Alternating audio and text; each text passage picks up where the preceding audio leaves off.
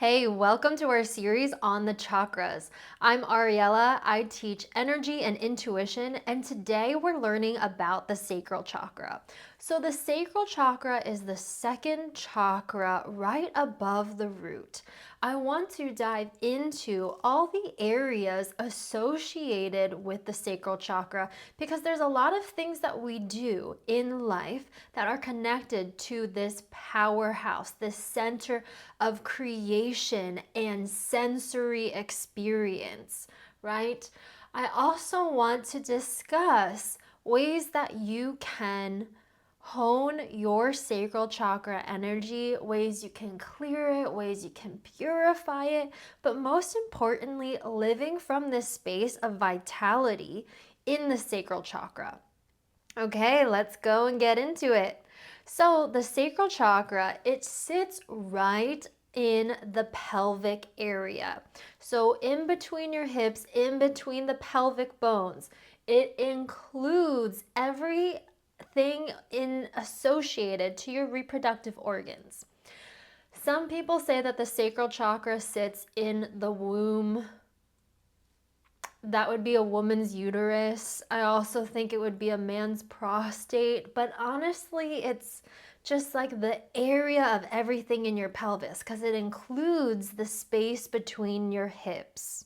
And when we think of the sacral area, it's all about creation, creativity, life, right? Because life comes, we create life from those places in our bodies.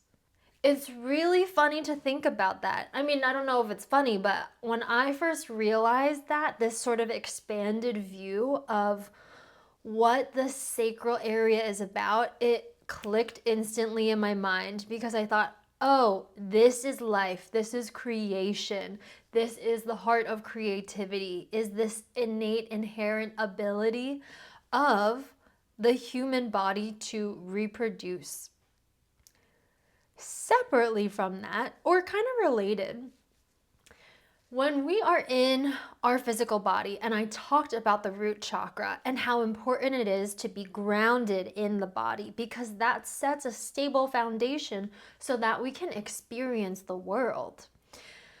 The sacral chakra is all about the ways that we feel and we sense. So, this includes the emotions as well as sensory feelings. So, think sight, hearing, taste, touch, smell, all of that.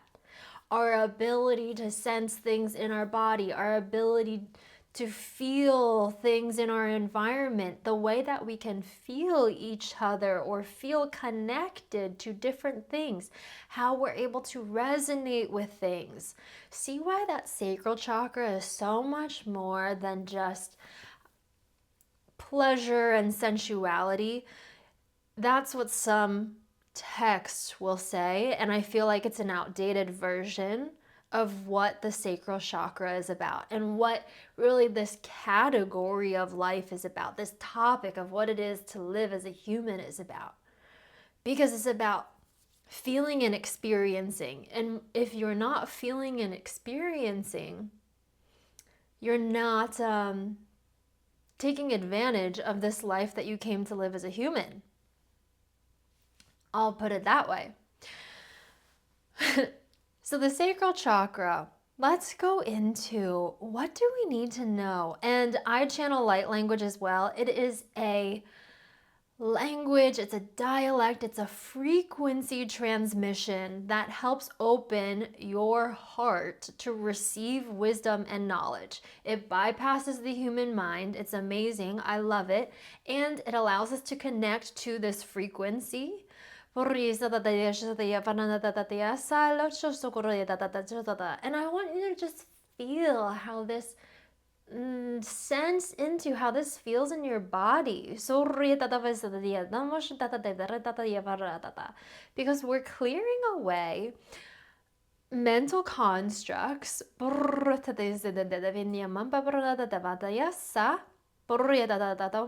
so you can connect directly to the source. Really, that's what light language does. If you allow it and you let it, the source of wisdom, the source of knowledge within you, it's like a key that's opening something and activating something within you to know more about the sacral chakra, because that's what you came here to study. So imagine this bright orange orb of light in your body between your hips in the lower pelvic region. And you can close your eyes and let that part illuminate. And this is an energy practice you can do to think of all the different shades of orange. We have a dark orange, we have a bright orange. How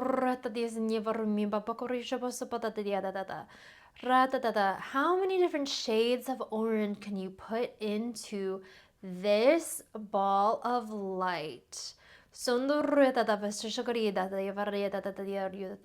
And really energize it, bring it back to life.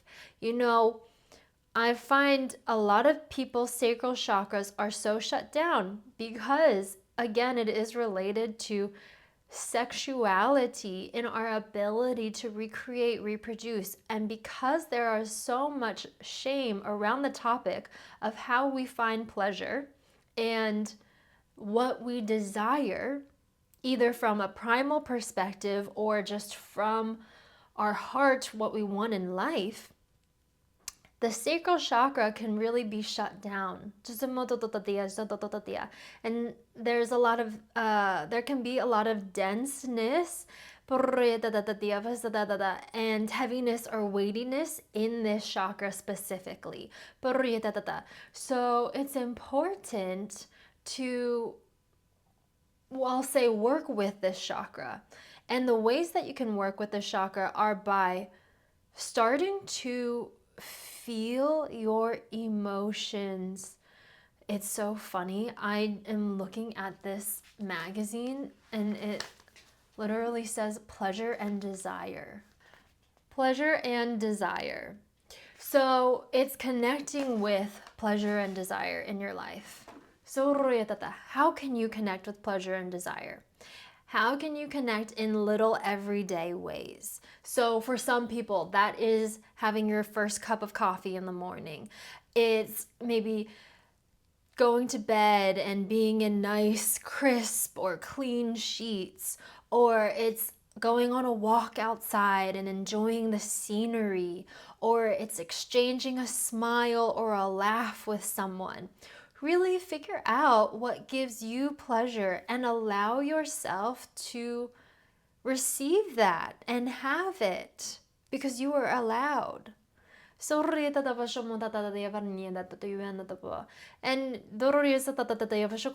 sometimes we don't think that we have the time, or that it's not a productive use of time, or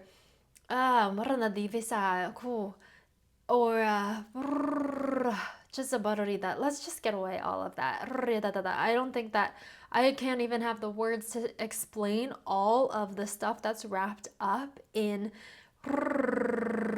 this. I feel it like layers of illusion when it comes to the sacral chakra that are keeping us from vitality and from expressing our authentic desires and experiencing pleasure in a really beautiful way.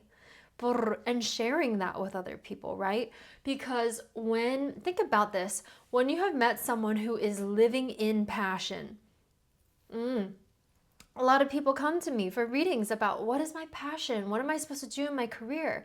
And part of the journey of figuring that out is connecting to pleasure again, connecting to pleasure, play, and something that you're really interested in. It's that like obsessive desire. And I had someone also, they told me they had never experienced, and I have this itchiness in my neck.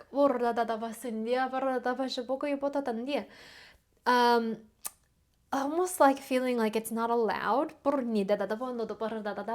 Maybe you feel like certain things have not been allowed, but they asked me, I've never felt this obsessed about anything before, and I think that something's wrong with me.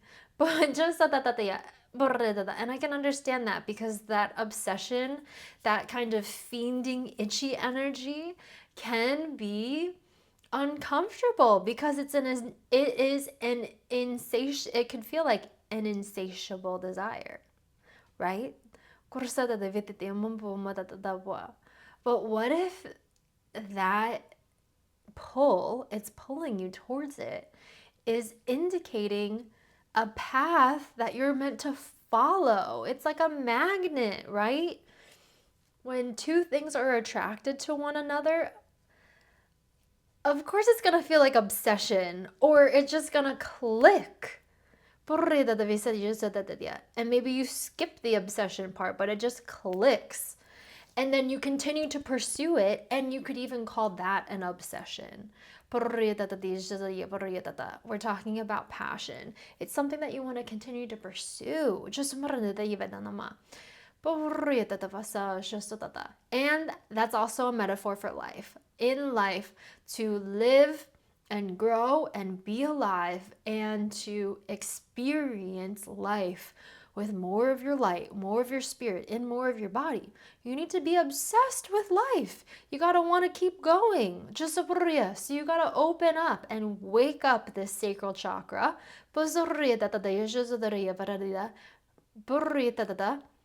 And I just want you to think of any time that you are experiencing something enjoyable, something pleasurable, that it's giving you life.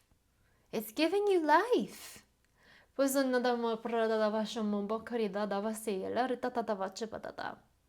I also want to say this about stealing life force energy, and any sort of energy vampires. It's important to have boundaries and have discretion, right? Especially when you are physically intimate with other people. If you feel like it's not returning you the energy that you need, it doesn't mean that they're taking away your energy. I want to get rid of that idea entirely. It just means that you're not getting the return on investment. That's it. It's information. It's just information, right? It's like you gave them $100 and they only gave you 80 back. Your investment returned a negative, and it's fine. They're not an energy vampire. You can just go on with your life. Like, I want to get rid of that whole idea of people taking away your energy and stealing your energy, because actually you just gain some information that is not a option that's viable for you in the long term. Very important. Very important. All right, well, let me know what other questions you have about the sacral chakra or anything else that comes to mind that has piqued your interest. Share in the comments, because we would love to know what you do to take care of this chakra, if you have any rituals or regular meditations or any other ways that you fortify this chakra. It'll help us so much in the community. Thanks for being here. Subscribe and follow, and check out the other videos on the chakras as well.